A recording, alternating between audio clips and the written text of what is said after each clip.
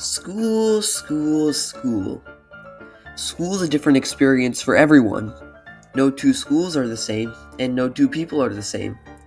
Except for those bots commenting first on this video right now, to whom I gotta say, touch some grass and straighten out your priorities in life, please. Hi, I'm Virus. I prefer to keep my real identity a secret for now, and today I'm just gonna roast my school for a while.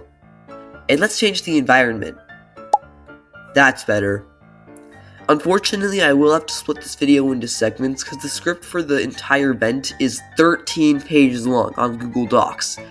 That's how roastable my school is. Since I want to provide y'all with content before GTA 6 releases, today I'm just gonna roast my teachers I have this year. In the upcoming segments, I'll discuss school bathrooms, buses, management, and a few other topics. Anyway, less yip-yapping, more venting, yay! Quick disclaimer, some of my problems with school relate to politics, and if I offended any political parties, sorry. You guys have rights to your own beliefs. My problem with school is that it takes beliefs too far and tries to enforce them on me. Even though I don't want to pick sides in this red and blue war, I don't have negative feelings towards anyone's political party. Without further ado, let's get right into it. Goobers! Roast!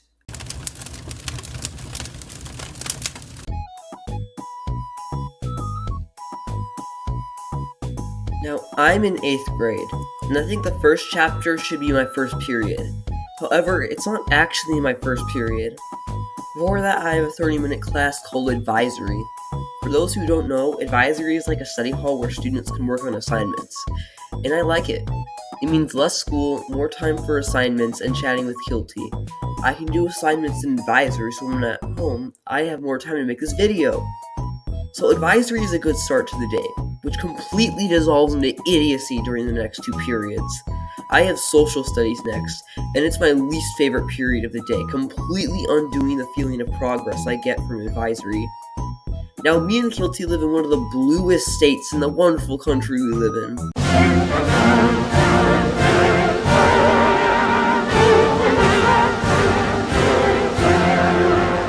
So we're no stranger to leftist teachers. I've had plenty of blue teachers, but my current humanities teacher is more woke than all of them combined. She's woker than a awake person, so I'll give her the name Miss Woke.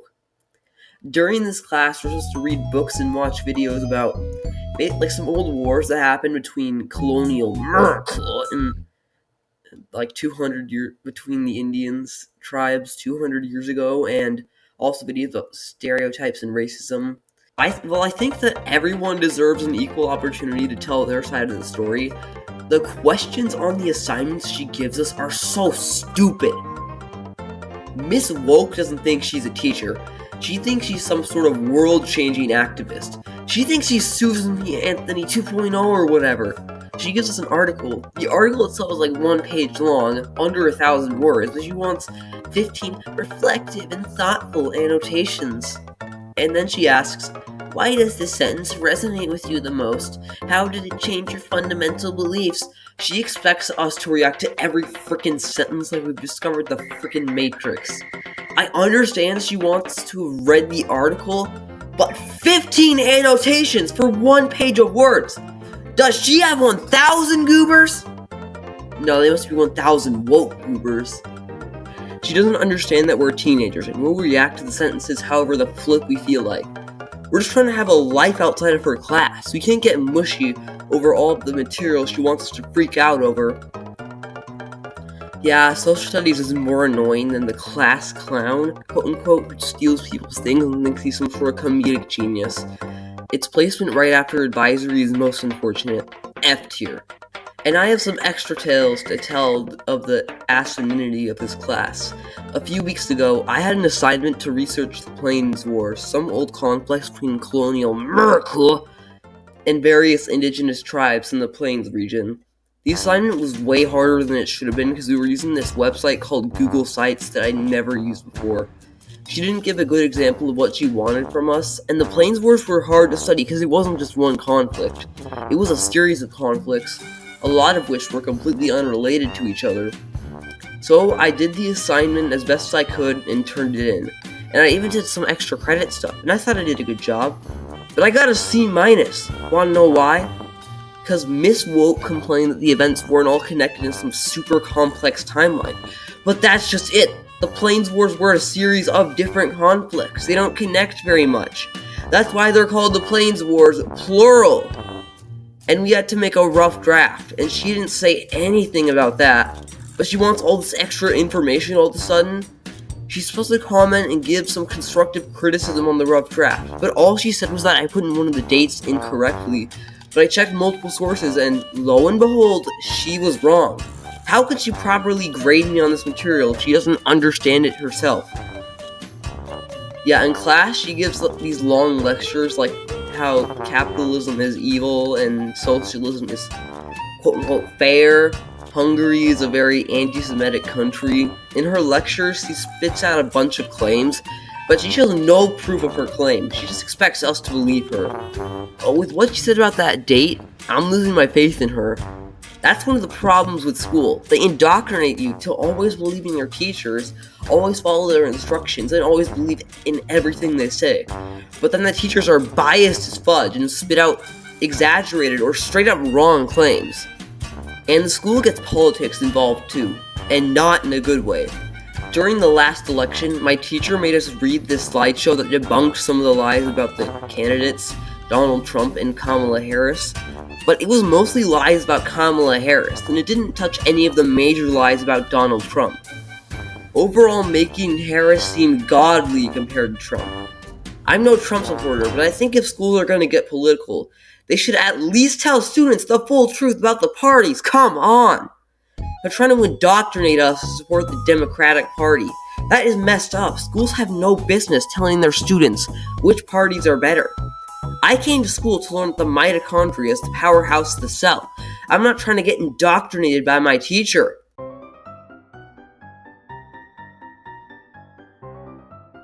After social studies comes English, with Wish Harriet Truman again. Yay! Even though I dislike her social studies class, her English class is better, at least. We've only read one book so far, and it was pretty good. It was about a Jamaican American dude in the 80s who was treated unfairly because of his ethnicity, but he still went to college and got himself a nice career. And I like this dude because he keeps it real, and he's grateful for what he has, and does what he can to overcome his challenges.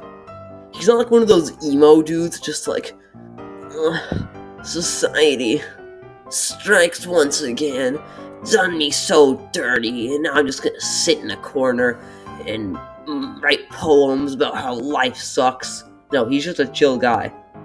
So the books are fine, but the thing is, my teacher wants us to write all these essays. And guess what? She didn't teach us how to make a good essay. Neither have my past English classes, and most of my past English teachers didn't even bother. They just tossed me into the ocean and told me to swim. The ones that did try and teach me were freaking horrible at it. They basically told me to write the topic and reasons out first, and then write the essay, which hasn't helped me in my case. See, my main problem with writing essays is the transition. I'm not very good at transitioning between topics and evidence and reasoning and all that other crap, and I'm terrible at making my essays mushy, at least according to Miss Woke. And there's one more thing I'd like to say. The school is so hypocritical. We had this lesson on how books were getting banned around the United States. I wonder why. Why would anyone want to ban these books? They seem completely normal, completely innocent, completely appropriate for 5-year-olds. What's wrong with people these days? Bro, I know I'm about to get so many comments on this video. Oh, you're just being racist, sexist, homophobic. No, I'm not. What I'm saying is that you can't push, you shouldn't be pushing this narrative on these kids that, they've gotta go and, protest everything and, everything is no. And you have there's no reason to indoctrinate them with your political beliefs. You can't indoctrinate impressionable young 5-year-olds with your political beliefs. And they taught that censorship is super evil and unfair and unjust and bullcrappy. And I agree, The school acted like they were saints for letting us read banned books, but the thing is, they've censored students' voices for their entire existence. The school attempts to silence voices that speak differently than they do. They don't listen to any of their students. They just don't give them any power. And like anyone who tries to tell them that what they're doing, like this indoctrination is messed up, like they just ignore them. The school would probably censor this video if they knew it existed, and I would get in trouble simply for using my First Amendment rights. How dare you speak out against the system? I'm not doing anything wrong. As an American, I have First Amendment rights. You dare use my own spells against me, Potter? No, I didn't learn this from you. It was some random guy on YouTube. Impossible. The school also thinks vegetarians are fake because they only have meat options in their lunch. I personally am not a vegetarian. I love myself some meatloaf and ribs. No offense to any vegetarians watching. All I can say is that for a school that's all about DEI, they sure do a crappy job at keeping their word to it.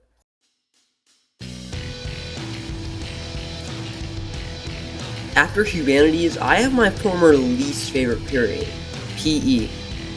This year's PE is alright, but last year when I was in 7th grade, it sucked. It was so terrible that I legit switched to some online form of it. I started doing online PE where I had to do 40 hours of exercises over the whole semester, and I got most of the exercise from track and field. The main problem I had with PE last year was the students. Some absolute geniuses, absolute Einstein, just like the biggest brain individuals you'll ever know, at the student council thought it would be a good idea to mix 7th and 8th graders into the same class. The size difference between us, former 7th graders, and last year's 8th graders was massive.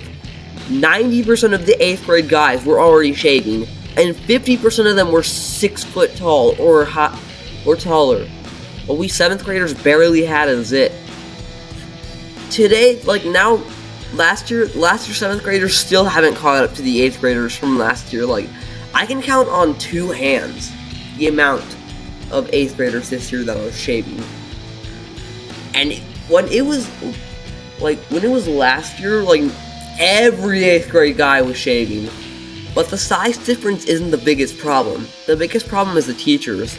I had a teacher I'll call Mr. NPC, and in the competition of my worst teachers, he wins by such a landslide, it might as well have killed all the other teachers on and off the podium with it. He doesn't care at all what happens in his class. I could pull out an RPG and just annihilate the entire class, and he wouldn't even bat an eye. He would let the 8th graders do whatever the heck they wanted to the 7th graders. Not all the 8th graders were mean, but a big chunk of them were jerks, and he let them be jerks with no intervention. He also usually picked the teams, and he was terrible at it. He put all of the mean 8th grade guys on one side and everyone else on the other. One time he made us play football on this teeny tiny strip of linoleum, and of course we got destroyed, because we're on average, the average 7th grader last year was half the weight and a foot shorter than the average 8th grader last year. And then the 8th graders started being toxic because they are pettier winners than anybody you know. They went up to one kid pretending to be saying GG's, but they kicked him instead and started harassing him. And then Mr. NPC didn't even look up even when we told him what happened. Another time, I had this volleyball unit and I missed a shot. So this motherless bottom feeder came over and threw a volleyball in my face and said, "Frick you." And then she pretended like it was an accident, which is so stupid. How on earth do you accidentally throw a volleyball at someone's face like it's frickin' World War II and say, "Frick you"? The only thing dumber than this kid's story is Mr. NPC because he bought it! Yeah, point established, Mr. NPC is dumb. But what's even dumber are these health lessons. I guess the material they teach in these lessons is good, such as healthy habits and how to combat low self-esteem, but the lessons are so boring. We just have to spend 10 minutes copying and pasting text from a slideshow into a Google Doc. I personally can't recall a single word from any of these lessons, and I'm willing to bet money, bet cold hard cash, that it'd be healthier for me to play freaking cookie clicker than do the health lessons.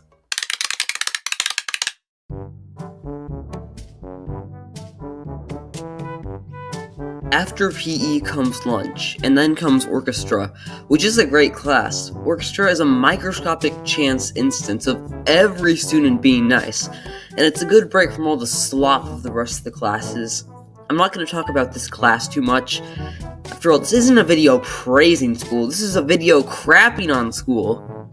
Then I have geometry class, with this one teacher that really pisses me off. I think everyone watching this video has had a teacher like this. I'll call my geometry teacher Mr. Tryhard. He's one of the worst teachers I've ever had. He's on the podium. He's a teacher who thinks he's in some sort of prestigious military academy and not some crappy middle school. The way he grades is so stupid.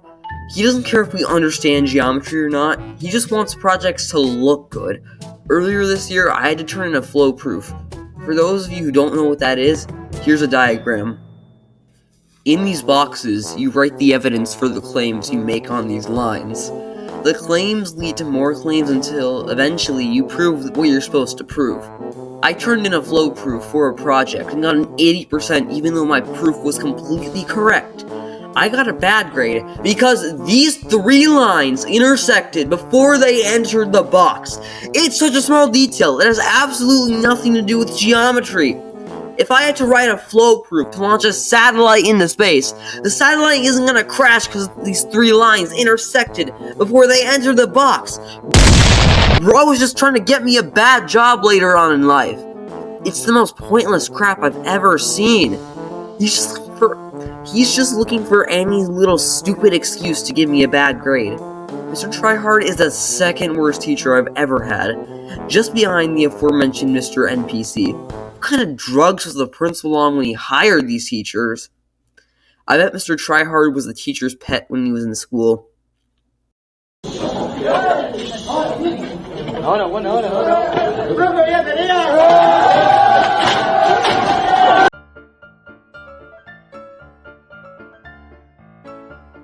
Then, for the last period of the day, I have science. And I don't have much to say about it. It's fine.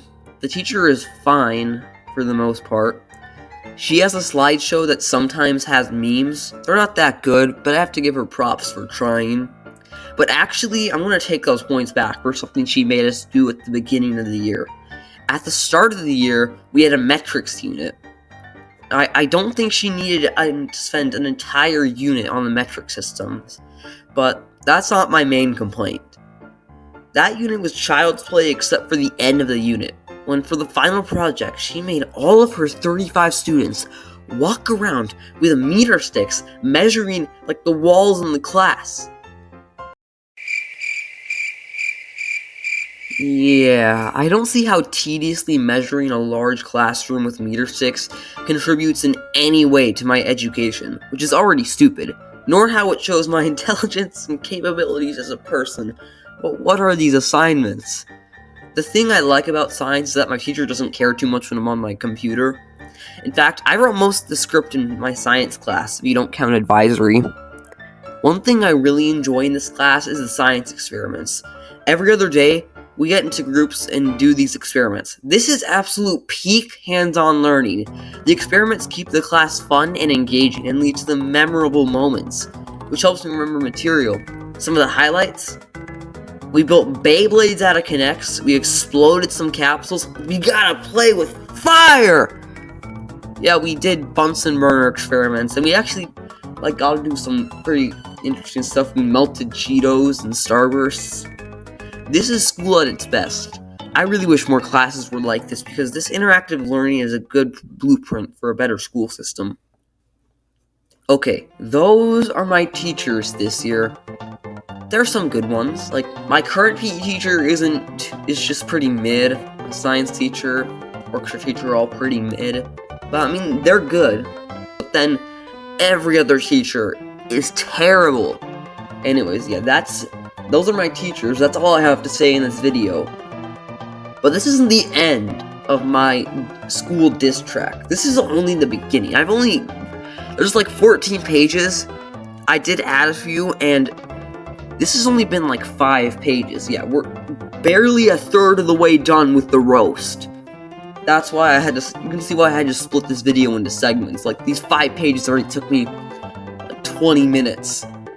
Yeah, I mean, I might not get them out immediately. Like, I'm probably gonna want to post some, like, different videos about different topics.